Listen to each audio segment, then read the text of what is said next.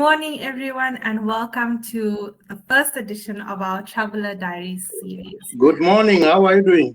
Good. How is everybody feeling? Good morning. Great.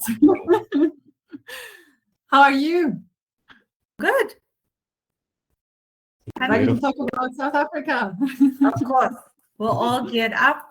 Thank you, everybody who's joined us so far. I'm sure we will get way more joining us in a couple of minutes.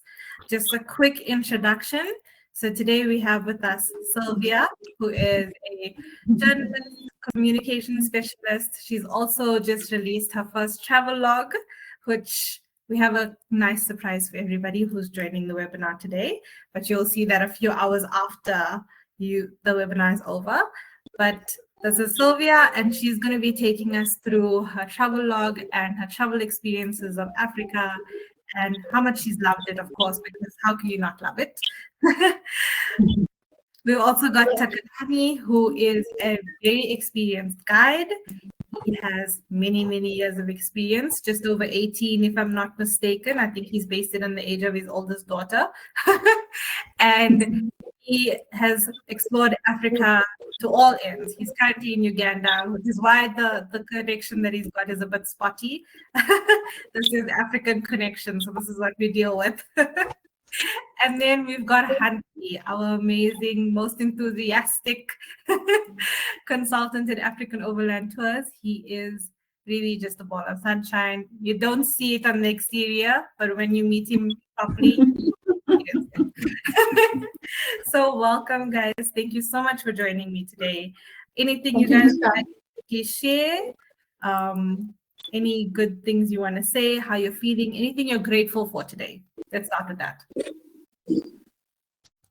Well, I'm grateful to be here to begin with, because this is really a very unexpected, I would say, and unique opportunity. I mean, just to mention from the beginning that I have met both of these guys 12 years ago during my very first tour in South Africa. And that means something. I mean, it's a lot of years passing by, and we know, we see pictures of families, and I realized throughout the years they're still in my heart, and that really changed a lot also in my life. So it has a very deep meaning for me. So thank you, Mishka, for organizing this again. Of course, no problem. I'm just happy to be able to join. Andy, anything you're grateful for today? Yeah, it's a beautiful morning in Cape Town. Woke up early, went for a nice run, and so start the day well. And just this opportunity to connect with two people I know so well. And Takalani is always just, since I started doing what I'm doing, which has been way too long, you always just get traveler feedback on the guides and the tour, and Takalani's name just always pitches up. And so it's a special occasion. And Silvia, when I first met her in Cape Town, you make some good friends over the years with some of the travelers, and it's so nice to be able to reconnect like this, even though we haven't seen each other maybe 10 years, Silvia. I can't remember. Something like that, because I did come back 2 years, I think, after in Cape Town only, where I spent 2 weeks. So it might have been like that, but time passes by, and it's just numbers, right? Yeah. And Takalani, what are you grateful for today? It's indeed a great pleasure to be able to reconnect with Silvia, Hartley, and the other audience as well that are participating on this podcast. And it's quite an exciting and a great opportunity to be hosted by you. All thanks to you guys for organizing this podcast. I'm very, very grateful to again reminiscence the best experience that we have on that South African tour. And I hope we're all going to have a great time during this session. Awesome. Just a reminder to our attendees, you're more than welcome to pop us any questions that you may have, and we will obviously be here to answer them. I just want to touch on, obviously, Sylvia, I've mentioned that you've just released your travel log. And you mentioned in your travel log that traveling to South Africa became sort of like haunting for you. You obviously had your own insecurities and worries about it. But what specifically drew you to this country, specifically? I think there were a lot of conversations in the background. I knew people who had been there who were telling some of the stories, but it was just I couldn't hear the whole conversation in my head, and I always was blocking myself from going, telling myself it sounds like an adventurous place. Like I'm not an adventurer. It's it's wild. It's no, I'm a city person. I cannot do that. So much nature, spiders, everything. So it really seemed like a fictionary place where you had to be the fittest of the fittest to survive, and it's so not the case. But then when I saw the images, and I really needed someone to really properly introduce me to the place, I think, and Huntley was that person who put the puzzle together with very, very nice pieces of the puzzles, and who brought me the picture of what I was going to miss if I didn't do that trip, actually. Because yes, you have the mountains that you can see as a background from from Huntley right now. That's Cape Town. How can you not like mountains, oceans, and two oceans? Yeah, not one. And you can just imagine the possibilities. You have the animals, the giraffe, the elephants, everything you've ever seen on the television, but as a European, you never got to meet them. And so Huntley just started to tell me, to talk to me about what South Africa was. And that included, music, that included the history, that included books to read. And so I started from one thing to the other to look around, to open my eyes. And I said, really, I'm going to do this. I'm so excited to do this. But I kind of needed a nudge. And then, Huntley was really that person who showed me that this is the tour that I should be booking for. And he was right. In Huntley, we trust. Yeah, I wouldn't say always right, but in some cases I am. So, as Sylvia said, you basically convinced her to book her first trip. And despite the doubts and fears that she had as an inexperienced traveler, you still managed, to get her excited about it. What do you think is the main thing that convinced her, in a way, from your perspective, to take on this trip and come and spend 18 days in South Africa? Yeah, it's quite a maybe a difficult question to answer, but I think in many cases you work with so many people, and rightly so, a lot of people have their doubts, their concerns about traveling to Africa, but you wish for them all. And what I like to tell people, that if you can sometimes find and pick up that they're a bit nervous about coming, I'm like, just come once. I promise you it's going to be very hard to stay away. And it's just facing the unknown, and that's why I also do love like guides like Takalani. Like, I can really, when people are on tour, they can just feel the warmth of Africa, and once you see and experience, it really is hard to stay away. And in this case, I could pick up from Silvia. Of course, she might have not been a very adventurous camping sort of traveler, and hence you go, okay, well, where and what sort of tour will be suited to that traveler? And this is where the 18-day Johannesburg to Cape Town was such a good fit, accommodated to a ensuite accommodation all along the way, with the possibility to share with somebody, so you meet new people. But it takes away that little nagging thought in the back of the traveler's mind, like, listen, this might be too much for me if it's camping based. So yeah, it's really reading what the traveler is looking for, and trying to present that as an option. And yeah, but as I say, I think the big thing is just trying to make people understand, like, I promise you, if you come here once, you will want to come back. I think that's very true. And Takalani, this question is for you.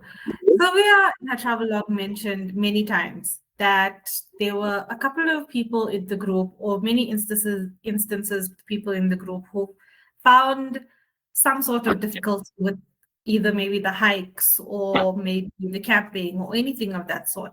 How do you as a guide manage those expectations and find a balance with all of those different expectations so that people still have an authentic and really fun experience, so that they still manage to enjoy the entire experience? You know, we said yesterday that each traveler is different, but how do you as a guide make sure that each person is still comfortable? First of all, sorry for the bad connections. So if I happen to cut off in between, so please just ask me to repeat again. So all in all, whenever you meet in clients or when you have clients with you, normally you will study them and then you tend to advise them according to their expectation or according to what it is best. So sometimes if you are doing things like that, some of the people might find it difficult, but nevertheless, trying and coming along, and then you take it as far as you can take it. At least that will actually fulfill your experience as well as your expectation of the hike. You can still experience a bit of it. And of course, most of the time, people when are doing camping are a little bit reluctant, which of course you can understand it. Most of the people are out of their comfort zone, and it depends on me or on the guide to try to calm down, to calm them down, and then you have them to experience the first 1 or 2 nights, and as it goes, they tend to settle and they actually realize this was actually one of the best things that they've done in their life after the tour.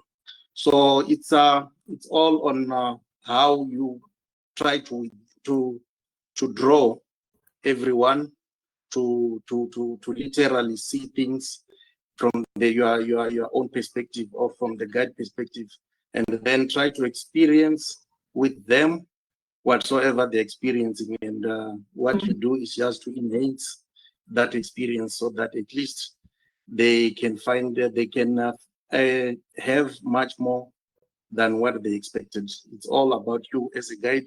How do you build it? How do you make it more worthwhile? So normally we are trained to be able to do that, to get the people to love what they're doing and to share the same love that we have about everything that we are doing, to such an extent that at the end of the day, they will actually love to put up a tent, and then they will be crying on the last day that we are putting it down for the last time. You understand? They are even refusing to get out of the truck when you get to the end. Yes. So that's the thing. You build, and at the end they tend to love it, and once they love it, that's when they get hooked. So that's why I said this is more like first experience can be a little bit tough, but as the days goes on, you get addicted and you get hooked for good. And then once they go, they always come back. Most of our clients are repeaters, people that have come back for almost 15 times, 11 times, doing different tours, some of them coming again for the same tour. So that actually starts with what we grow in their hearts. They see the little seed of love that we throw on their hearts, and then it takes roots, and all of a sudden we have a resident in South Africa. Thank you. That's very true. Beautiful. Now that we're all laughing, I have a really fun question. Takalani, Huntley, and maybe Silvia, I mean, all of you could probably answer this question. Takalani and Silvia specifically, in your travelogue, you've mentioned that there's many challenging and humorous situations that you guys have faced. Can you share what is a funny moment that still makes you laugh today from your tour? And Huntley, maybe you can think of a funny moment that happened on a tour that you were on that you could share after they've done this. What do you guys say? Let me start first. On the first day, We were driving. It was a bit of a long day, which is always common. Oh no, did we lose him? Hopefully he's coming back. A little bit.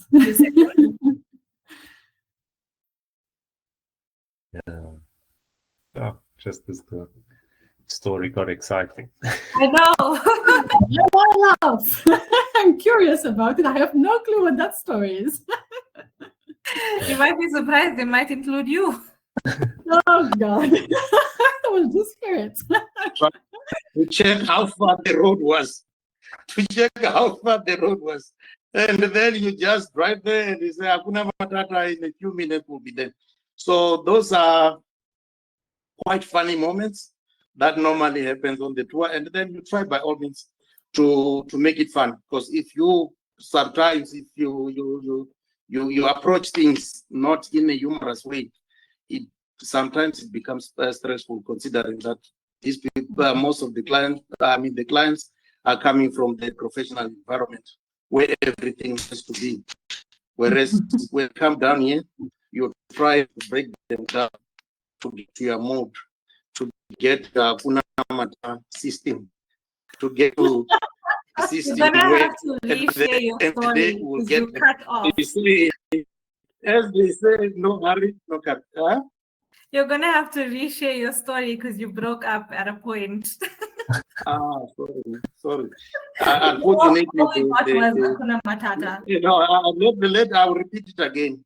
So this moment happened on the first day of the tour. Okay. From Johannesburg all the way to Mpumalanga, we did the panorama, and on our last stretch, getting into the Balule Game Reserve, and then we're driving through a dead road, and then all of a sudden Silvia came through the window, or when I turned, Silvia was speaking to me through the concertina, asking how far the road was. So I just said, we are going right at the end of the road. That is where we are going. And then all of a sudden, everyone had their heads outside to check how far the road was. And of course, that is quite interesting. That's quite interesting on the basis that when these guys, they come from, their environment is different. They are coming from professional environment where everything has to be. And when they get to this side, they found a jelly-bagged person, chilled, Hakuna Matata, one step at a time. We will get there at the end of the day. We can never miss our dinner. We will make it to the camp. So just take it easy, relax, and enjoy the experience. Because what actually moves the tour is not the destination. It is the trees, the birds that we are seeing flying across. It is the beauty of the sunset as you are driving. It's the beauty of the sunrise as you are driving. And then, of course, how do you get them to understand that? So you kind of approach things in a humorous way without having to offend anyone. And then, of course, those are some of the moments that happen on tours that you try to get people to understand or see things from your own perspective. Definitely. The days definitely can be quite long. Yeah, definitely, for sure. Sylvia? For me, I totally recognize myself in asking too many questions. So I think I was a bit of a bugger in that respect, but Takalani is absolutely right. I mean, we come and we kind of have, the planning. What is the planning? We keep looking at our watches, or, we don't disconnect immediately. We really act like we are still in our jobs, And I think this is key to your personality, because you're such a patient person and you teach us patience. And your remarks are, Takalani doesn't say a lot of sentences, but he has very short one, and you are laughing all the time because it's so meaningful what he says. And so first encounter was constantly Hakuna Matata, Hakuna Matata. We're all laughing because, okay, I can't concentrate much on anything else. All I could hear was Hakuna Matata. And then we have so many stories that are all linked to Takalani's way of answering us. Like he's a philosopher in that respect. He gives you not exactly an answer, but rather a remark or a question, and you have to do the process on your own. And that's where he leaves you with his humor. He is very full of African wisdom. That's how I see it. we were all asking at some point at Takalani, are we going to have anything else but sandwiches? I mean, we had sandwiches yesterday, we had sandwiches today. And, and his answer was always, my friend, you will have sandwich until you say no more. And, you know, all those moments in which something happens that concerns us, but he's just, you know, nothing ever in appearance, nothing ever bothers him. He's just, you know, he doesn't show the emotions right away, and that's what makes everything else very, very funny. He's never worried. He's never in a panic. He's just smiling and being full of wisdom. He knows what he's doing, and this is what chills us at the end of the day as well. The new motto for everyone is Hakuna Matata. That's Takalani. Wow, that's him. That is his brand. And Huntley, any humorous situations you've been in on tour that you'd like to share that really stick out for you? He's one of the strangest, and this was probably because I haven't had a coffee yet one morning, but one of the most surreal experiences I had was in Kruger National Park one day. During the night, sleeping in a tent, we heard some commotion outside the tent, but I'm like, I'm not interested. I just want to sleep. Anyway, next morning, I unzip the tent and I stick my head up the tent, still, you know, sleep deprived and not quite awake. And I look at this white stuff lying all over the ground. And I'm like, did it snow in Kruger National Park last night in summer? How the heck is that's not possible. So anyway, I scan my head further and I'm like, but it only snowed in certain location. That's not really how snow works. So I'm like, okay, I'm waking up a bit more. I'm like, oh my gosh, I'm not seeing snow. I'm seeing the stuffing of the sleeping bag. And the tent next to us slept with their tent zip open to get more airflow through the tent. But a hyena came at night and pulled the sleeping bag out of the tent and it proceeded to rip the sleeping bag apart, and hence this white stuff I saw everywhere lying around the tent looking like snow. Oh my gosh. The sleeping bag stuffing.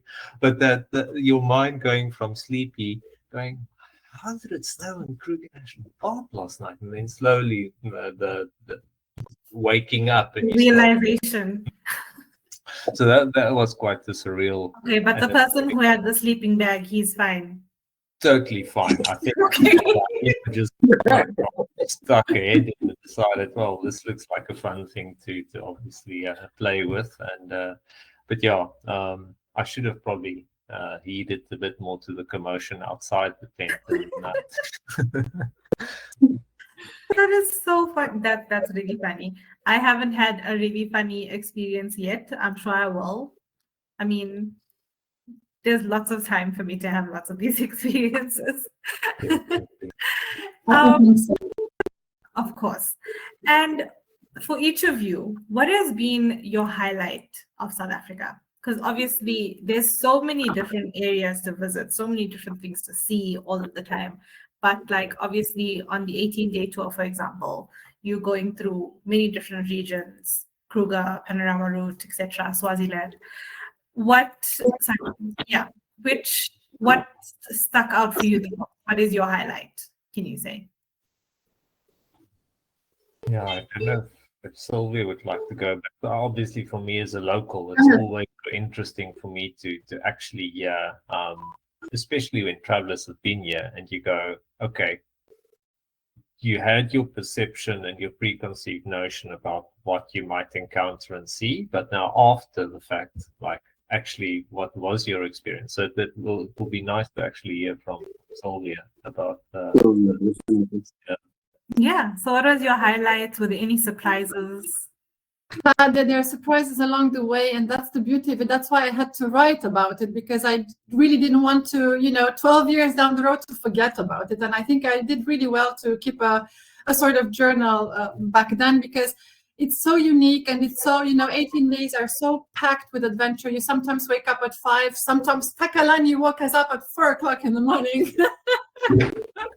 Military style, and then the day starts, and you don't know what to expect. Like, you have your rusk and your coffee, and you're feeling great, but I woke up so early. But then you have that spectacular drive in Kruger, for instance, and all the animals shows up in front of you, and then you forget where you are or what you did before, or it's just like walking in a dream. And then we had a young elephant stopping right in front of the truck, and I think nobody dared to breathe for a few seconds. And then Takalani just, let the truck slide backwards. And we were all taking pictures. Like, that's when we weren't even taking pictures. And at some point, because it really dawned on us, he could actually transform us into some flying kind of device. So it was, the wow moments are really too many to count. And that's the beauty. And then one of the experiences I had, which really touched me a lot, was when we saw the orphanage, when we visited the orphanage Takalani, and that really stuck with me because it really opened up my eyes to the differences of the world we're living in. And I think this is the kind of experience that's the reason why people should travel and should open their eyes, because sometimes here in Europe, we're in such a bubble and we think, this is difficult. This is difficult. But no, the difficulties is when you see children who have no parents, who have no shoes, who have nothing at all. And that I remember I had a really hard time that day. But, it changes you as a person. It changes you in perspective. And I think it's important to bring that baggage back. The wonderful moments for me was, let's say, traveling to the Dolphin Coast, and then the same day you see the ocean, and then the same day you're up in the Drakensberg, and that's spectacular. I mean, you don't get to see that in the same day. You see two different landscapes, and they're both breathtaking.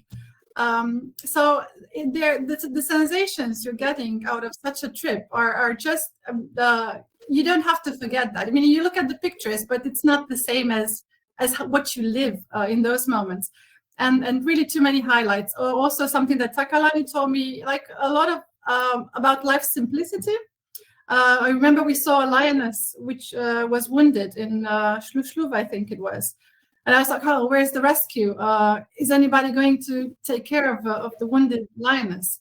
And Takalani said, this is nature working. And, you have to accept that somebody has to go to make room for someone else. And I don't forget those things because, they're very common things in life, but we don't think about those anymore. So yeah, too many highlights. That's why the trouble.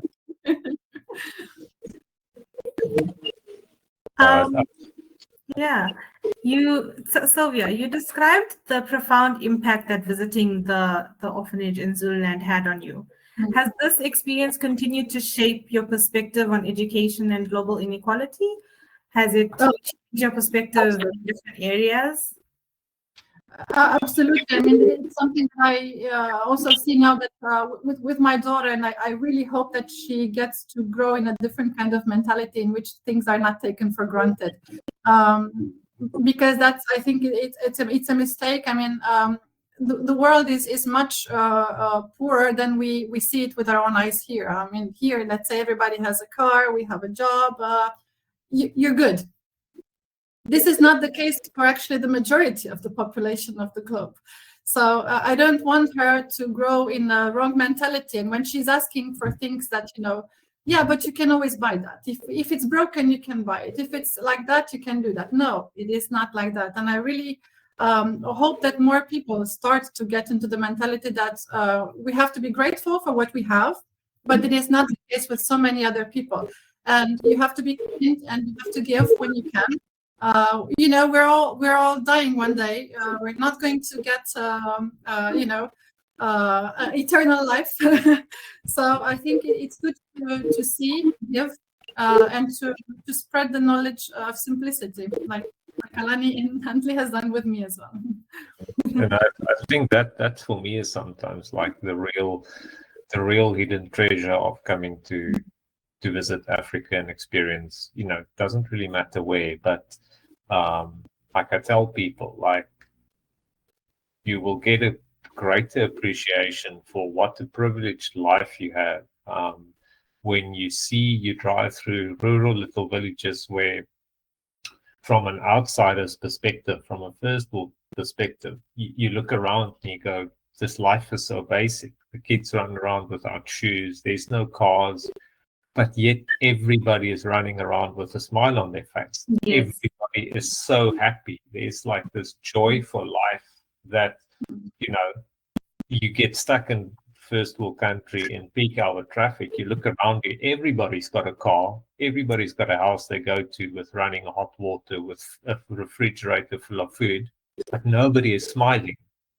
And that for me is sometimes like you come to actually realize, like, it's maybe the smaller things in life and the basic things that probably connects us and make us a bit more human. And it's obviously, you get clients that come and they see the hardship and it gives them some sort of perspective of, my life. I might moan about my job and stuff, but I've got so much and I should probably appreciate it a bit more. Definitely. Anything you want to add? And I also want to add something as well. It's very interesting actually what Silvia just mentioned, and that goes a long way to show that me as a guide, I don't have to do much. I just have to adopt the concept of Ubuntu and let them also adopt the same concept, because what will change them, it is the smile of the people that they're interacting with on the ground. It is the appreciation of the guy sitting next to his stand selling couriers. So that is what actually impacts the lives of people and change their mind as well as their way of life perspective. And of course, it's a great thing to see that such an impact. It's an everlasting impact in a life. And me as a guide, I only hope that almost each and every client that I've been with in the past can share the same story of how their life was changed by the experience that they had in Africa. And it's quite impactful also for me as well. And this does bring tears into my eyes. That indeed, you are not just a guide, but you are somehow impacting the life of other people. So that's of really course, exciting. for sure you are. And you mentioned the concept of Ubuntu. I mean, obviously, as South Africans, we know exactly what this is. But for anybody who may be listening or may watch this recording afterwards, what to you is the meaning of the concept of Ubuntu, and how would you best describe that? The meaning of Ubuntu in a nutshell means I am because you are, but it also goes further than that. The concept of Ubuntu is when you are having a hard day, but you still have the strength to greet the other person passing next to you and ask them, how are you doing? Because that person might be in much bigger trouble than you are. And that person might be looking for your help. And that person might be only looking for your smile to brighten their day. And that's what Ubuntu is all about. It's about the other person, seeing beyond yourself and see the other people as well. Yes, so small acts of kindness. And that's what Ubuntu is, and that is what we practice here. No wonder when you're in Africa, you most likely receive the same hospitality, irrespective of where you go. No wonder you will see those kids with no shirts on, running around with a smile. Actually, I experienced something on the tour here. So this guy was on a bicycle. He was carrying his banana matoke on the back, and then he saw this truck coming down. So normally when I meet such on the road, I slow down so that I don't make too much dust. And then these guys, after realizing that there's people seated inside, tourists seated inside, he started waving. So unfortunately, when he was still in that mood of waving, he forgot to hold the other side of the pedal and he let it go. So he fell. After falling, when I look on the mirror, he picked his bicycle and continued waving. Wow. That's, for me, it's exceptional. No matter what the challenge he experienced there, he still have a heart to wave at the people. He still have a heart to appreciate that there are people coming through where he was, or there are people that are contributing in the tourism industry in the country. And that's exceptional. That's really, really exceptional. And that goes a long way to show how great people are, and how appreciative people are. No wonder their hospitality. And that for me sums it up so nicely, is that warmth of the people here. It really is hard. Like, I've traveled all over the world. It's very infrequent to be traveling somewhere else and you'll stop. Somebody on the street will start talking to you in Africa and they really want to know who you are. What are you doing here? There's a real interest in human nature and the connectedness of people. I've traveled so many people where you just feel like another tourist. You just feel like a number. But Africa, the people really want to make you feel welcome and part of the African experience, I suppose. And it's such a beautiful thing to experience.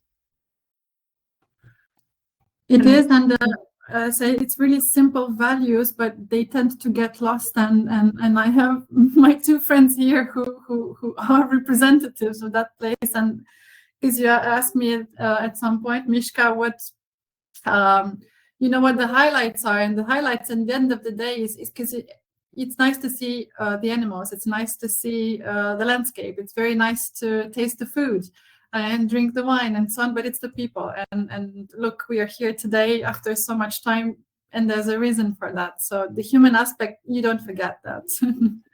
And that comes with such experiences as well, with such travels. And I did the tour, and I managed to get a little bit outside of the tour as well to see how people can behave. So don't ever be afraid to travel to Africa and open your hearts, because you will find some really amazing people, and they risk to become your friends for life. I love that, your friends for life. You guys have all mentioned, the importance of responsible and sustainable tourism in the little snippets that you guys have said now. What steps can travelers take to minimize their environmental impact and ensure that their visits to local communities are beneficial? Because obviously we know with different permits and things like that. For example, if you go to Uganda and you do a gorilla trekking tour, when you pay for your permit, that permit mostly goes to the community to help, the gorillas, to keep them from becoming endangered and things like that. What are some of the ways that travelers can be mindful about these things and the impact of travel, and why not only does travel, impact the community, but also the livelihoods of those people in those communities?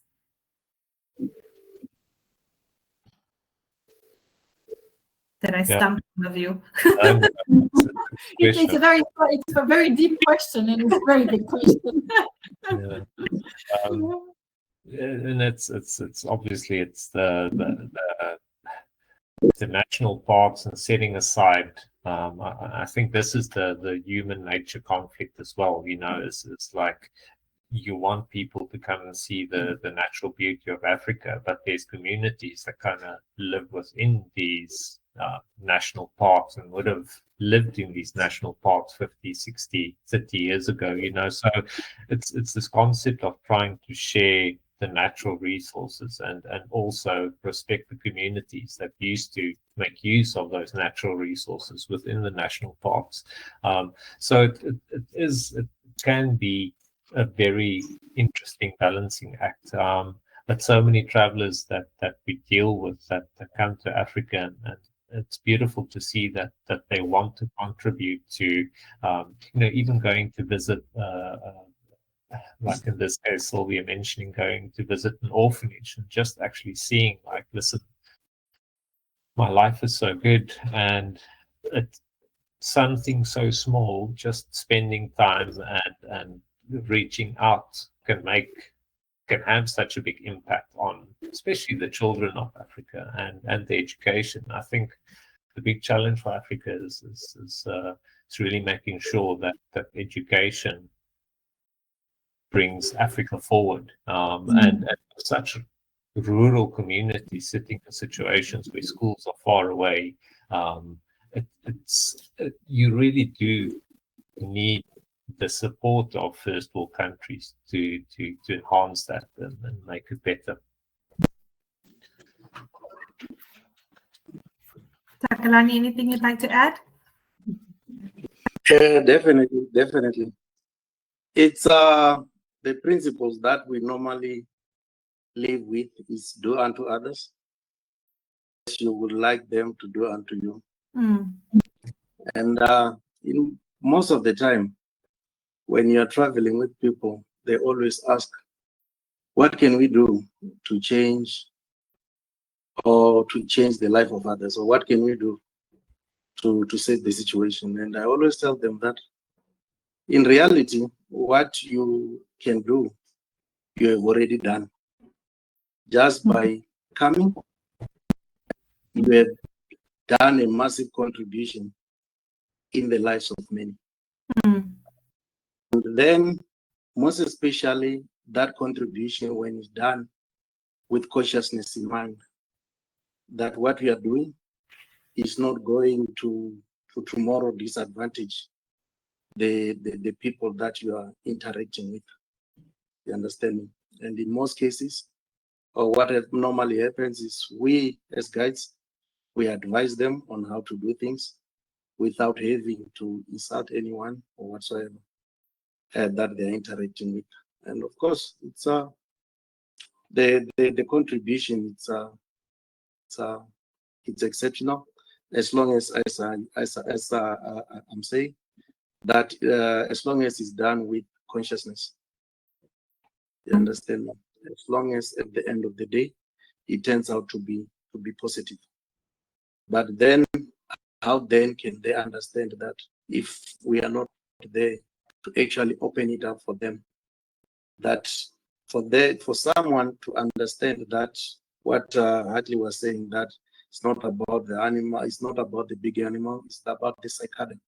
So it is something that they have to be taught or to be taught, or the information has to be shared to them, so that at the end they can be able to appreciate what they are looking at, and they can also be able to appreciate everything in its entirety. Same thing with the people. For them to understand, to appreciate them better, is when the door is open into the culture and practices of those that they are interacting with, so that at the end of the day, they value the difference of the people from themselves with the people that they're interacting with. And then, of course, the middleman there, it has to be a guide. You have to build that bridge so that the interaction does not become negative. I'll try to be short, Mishka, for sustainability, because it's a topic which is very, very close to my heart, and even the word, let's say, I don't use it much, sustainability, because for me at the end is common sense. I mean, and travel has a lot to do, because obviously there's a lot of impact. South Africa can benefit a lot from traveling because it has so much to offer. It's just incredible. So as a tourist, because we have the privilege, it's a privilege to travel there. So you have to keep that in mind and put yourself in a place of humility, I think, because you can travel to faraway places, and it's great that you can do that. But my advice would be to people who will keep on traveling around the globe is don't just go there because you can. Go there with a different mentality in which you want to learn. Because if you go someplace and you bring your own habits and your baggage and everything, you're probably going to block everything else, and you're not going to get what your money is worth for that. For me, the biggest lesson is go and be surprised, but be in a humble place in which you don't know, in which you have everything to discover, And this is how everything else will come to you. And this is the stories that you can, promote further. This is how you can give back, but you have to be the recipient first. So it's really good that we can travel. You have to be respectful towards nature. Nature is not there to serve you. You don't be disappointed because you don't see the big five. The guide cannot get them out there for you so that you can take the picture. He's doing his best and everyone is, but that's not why you're there. You're there to just have an open heart to everything else. And like you said, look out the window. It's a long journey, great. Just take advantage, take the time to be with your own thoughts. It's a privilege. Look around and be open to those experiences, and then you will see how you can a little bit contribute. And my job is a little bit to write about that and to hopefully try to convince people to travel in that way. So don't leave a mess behind you, and don't be the queen and king of traveling and put the jewels on and so on. You have Italy, Lake Como, and whatever else for that. But when you travel to South Africa, to places like that, you have a lot to learn. There are so many cultures, there are so many languages, there's a mix of everything you don't know yet. So let that bring something to you, and this is how you can get something for yourself as well. Love that. I love that. Thank you so much, guys. Many people, I personally didn't before I started working with African Overland Tours, but many people don't really know what to expect on an overland tour, whether it's a camping tour or an accommodator tour, either one. But lots of people don't really expect or don't really know what to expect. For somebody who's never been on an overland tour, how would you describe it in one word or one phrase? And why would you choose that phrase or word?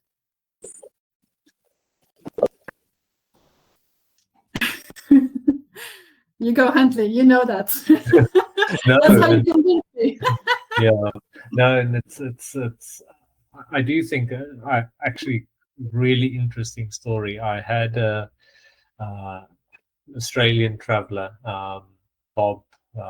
He was, I think, 57, and contacted us to do a really long journey through Africa, Cape Town to Nairobi in 57 days. And it's email after email and 200 questions and 6 months of emails and questions. And he started in Nairobi, that's right, and he was traveling down to Cape Town. And on day maybe about 6 or 7, they were in Ginger, and he met other travelers on the boat cruise in Ginger, and he emailed me after that experience. He says, you know what, I actually had such an eye-opening experience today. I met this other group of travelers. The one just happened to be an Australian as well, early 20s, and he asked this Australian, oh, where are you going? And he's like, I'm going to end up in Cape Town. And he's like, well, what's your route down to Cape Town? He's like, I actually don't know. I just know I'm ending in Cape Town at this sort of date. And he said in that moment, he realized, like, the 400 questions I've asked actually doesn't matter because you are going to be fine. You will be taken care of. And just maybe, as Silvia says, just actually enjoy the moment, be in the moment, and just be prepared to be blown away. And you're gonna have some hard days, you're gonna have some challenging days, but that's all part of the journey, and it's all part of it unfolding in front of you. But that email I got, the penny also just dropped for me. But obviously people want to ask questions, and you will be patient and always answer as many questions as possible. But many times I tell that to travelers that, unsure and uncertain, like, I relate that story, and it kind of makes so much sense that you will be fine. Just trust in the process, really. The process. Got it. Definitely. For me, I would say for this, go ahead. Takalani, your turn. So no, normally exactly what Huntley had mentioned today. It's you just have to go with the flow. in reality, it's a love that is waiting to be discovered. In most cases, you don't have to expect anything. Let everything be like a box of chocolate. It will be mind-blowing each and like You're a poet. You're such a poet. a box of chocolate like Forrest Gump. So you just let it be, and then each and every day will bring its moment, and you tend to enjoy each and everything and each and every moment and each and every little thing, because when you have expectations, in most cases the mind is concentrated on the expectation, and then you miss the most important things and the most important things that are legal because of the expectation. So when you come, just come with no expectation and only expect to be blown away by what you will be experiencing, by what you will be seeing, and by the interaction that you will have within the group that you are traveling with. Because with expectation and things doesn't go according to the expectation, it now becomes my problem. So, rather let me open each page each and every day. Open each page each and every day, and what you do, sit back, put out your diary and a pen, and then you jot every exciting moment that you're experiencing, and that's what actually makes overlanding tour at the end of the day. It's you come in darkness, and then you go in light. You see, that's the beauty of it. Yeah. The African wisdom. Listen to that. For sure. I could listen to you forever, Takalani. That's poetry right there. And what I am really joining you on the same page, really, because I can quote Huntley on that, because I think he mentioned at some point something was really beautiful. It's related to everything you both said here. It's be a canvas, he said to me. And I think this is how I also start my travelogue, because I had to think about what he meant by that at the beginning. He said, be a canvas, be a canvas. How, in which way should I be a canvas? And after I did the tour, I understand that he was so right. It's like you said, Takalani, don't come with expectations. Just be an open page, be a blank page, on which everything is still yet to be written. So this is your adventure. It starts with, ground zero, and take it from there. And yes, you will be blown away. That is for sure. I love that. That's super inspiring and just makes people hopefully want to travel more. And just maybe not on just South Africa, but just on travel as general. What was the moment that made you realize that travel is actually part of who you are? I don't think that travel is something that you do, in all honesty. I think it's something that is actually a part of you once you start doing it. And what was that moment of realization for any of you?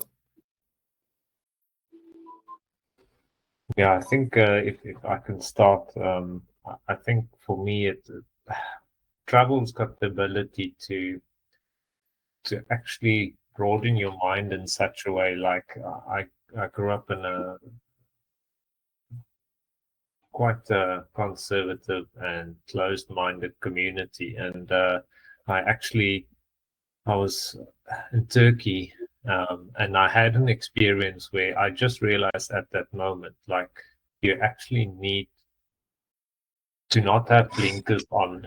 And travel taught me that. Travel taught me to be a lot more open to different cultures. What I think and know, or what I experienced growing up and what I think is right, might not necessarily be how a different culture will perceive it, and to be open-minded a lot more about people and their differences. And I think that's probably, in a society today where you look at social media and it's got such influence on what people perceive, and it can build so many walls between people and their experiences. But to actually just be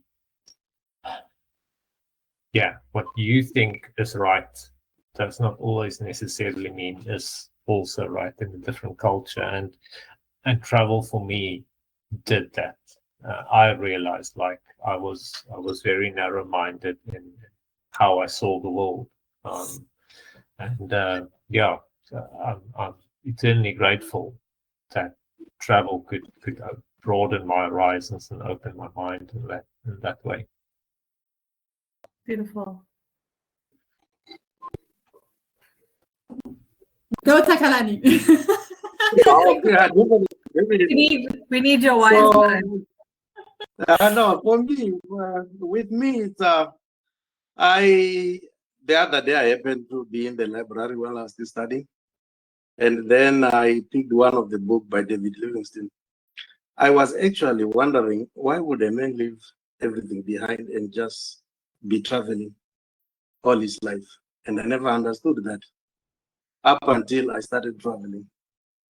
And then I discovered what he discovered: peace of mind, joy, and life, stress-free life that you tend to experience as you are adventuring, as you are exploring, as you are traveling. In that experience of traveling, you meet a lot of people, and then those people impact your life in a way that you can never imagine.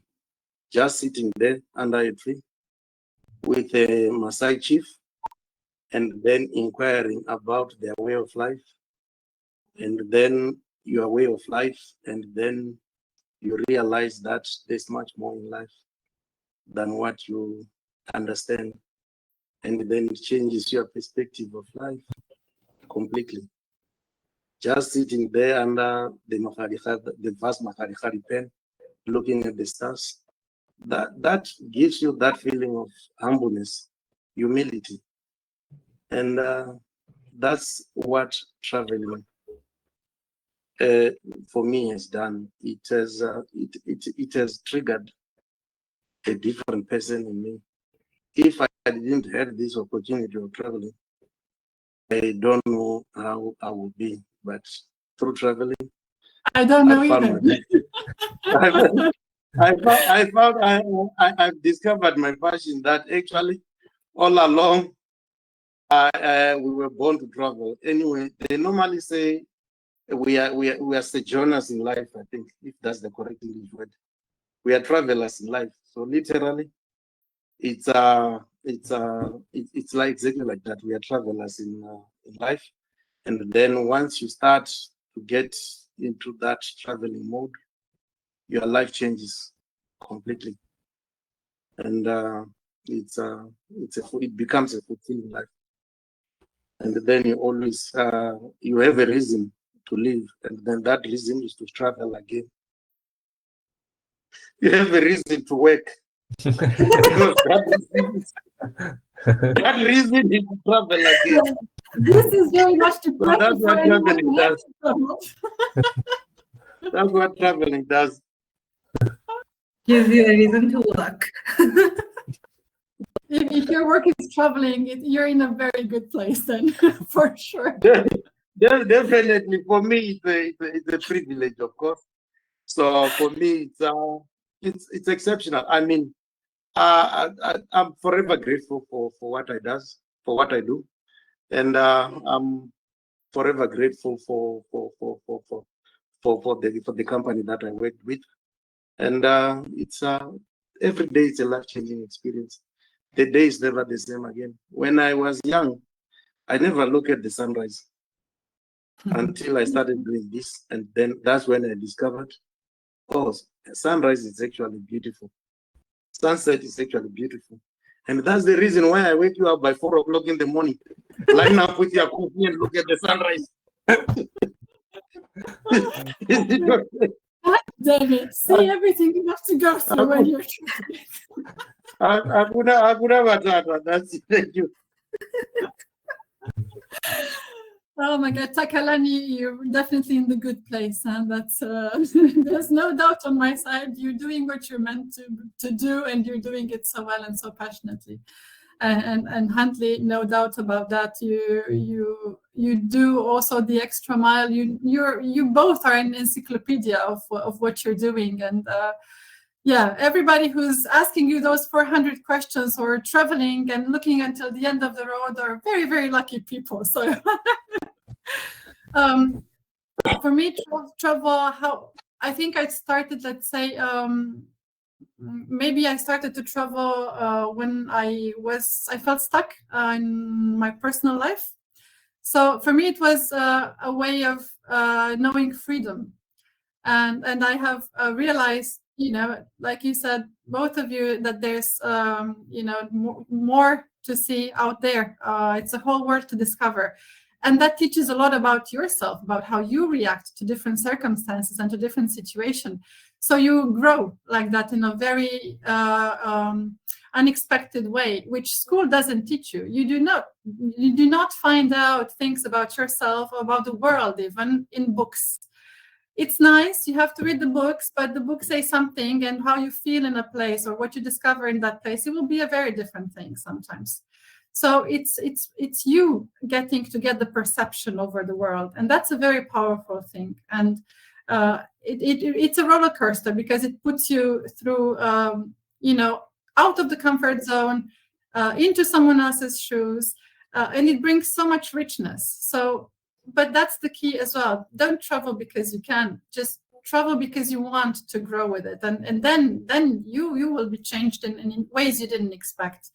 And yes, it's absolutely precious. Yeah, I love this. You guys are absolutely amazing. And all of the insights. You can tell us anytime, Mishka, yeah? And all of the insights that you each have shared are so inspiring and really puts not just travel into perspective, but this form of travel, overland travel. And obviously, there are lots of people who have many concerns. Silvia, you mentioned yourself the amount of concerns that you had. I'm sure. I mean, you traveled back in about 12 years ago, if I'm correct. Yeah, it was 2012 in December. So yes, around that time, yeah. And at that time, when you had traveled, you were traveling as a solo female. You were quite young, Yes. obviously. What experienced traveler? Exactly. As you would call yourself back then, as an inexperienced traveler, what advice would you give yourself back then that you know now? Like really trust your guides, trust the tour operator when you book. That's the best thing you can do, because those guys know their jobs like inside out. They know what you would be looking for and where you fit. They know the ground, they know everything, and they do everything for your experience to be a great one. So I would say don't overthinking, because you're shooting yourself in the leg, like the Australian person did, and like I was doing as well.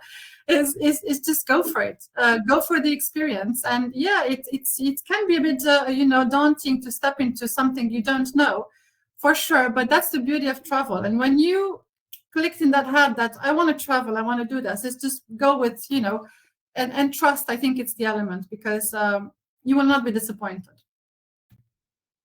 Lovely. You guys want to touch on that? Happy with her answer? Anything to add?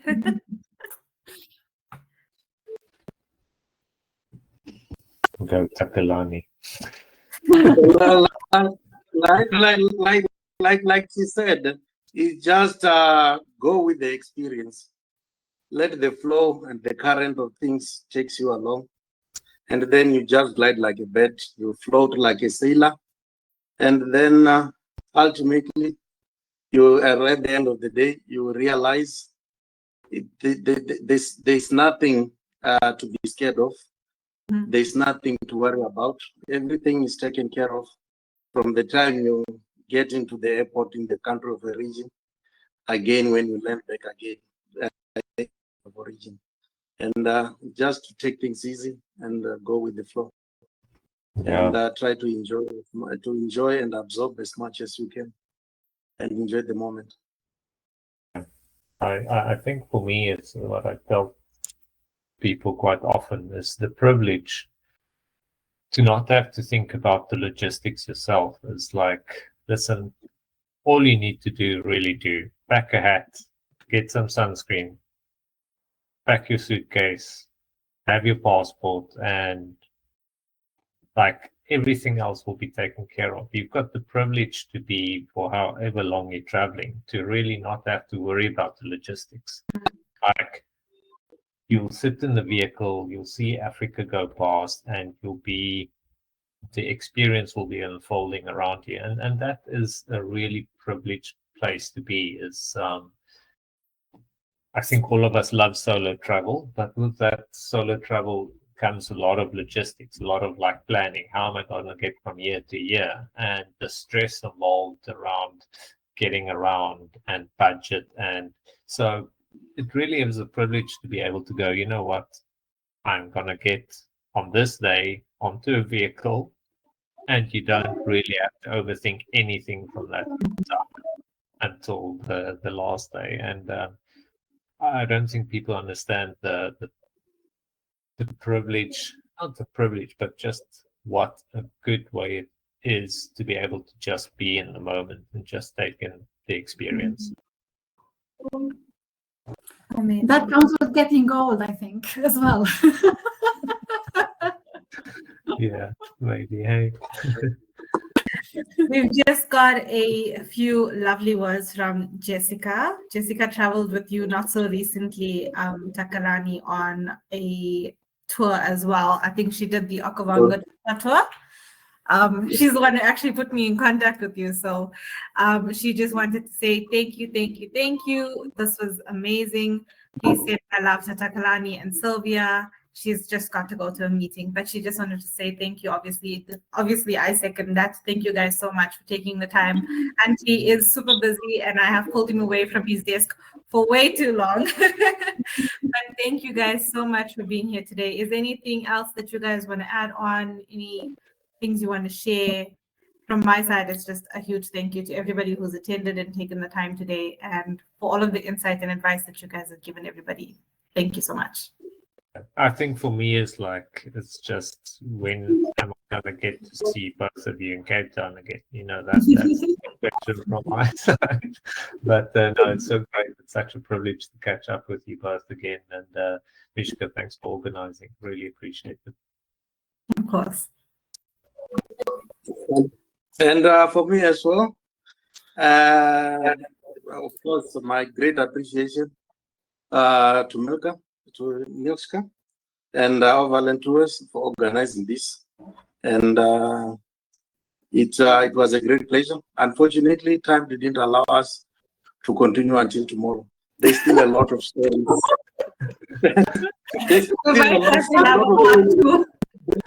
There's still a lot of stories to talk about. It's just that it needs us to be around the fire. That would be so great. You understand? So indeed, we only hope and wish that those that haven't traveled to Africa, please get in touch and come and experience what all these stories, life around the fire, with a cup of coffee in the morning and Omar's rusk. Beautiful. My week. Yeah. Awesome. And just for anybody, just to let you all know, those of you who have managed to join our webinar, thank you so much. Each of you who have joined will receive a copy of Silvia's travelogue. We really hope that you enjoy the read. And if you have any questions, please feel free to pop me an email. And yeah, if you guys want to get in touch, ready to book a tour, let us know. And if you guys need any help, we are here for you. Thank you guys so much. This was an amazing webinar and probably the start to many conversations with you guys. Have a lovely day. Thank you all so much. Bye. Bye-bye. Have a lovely day. Lovely to see you. Bye, my dear.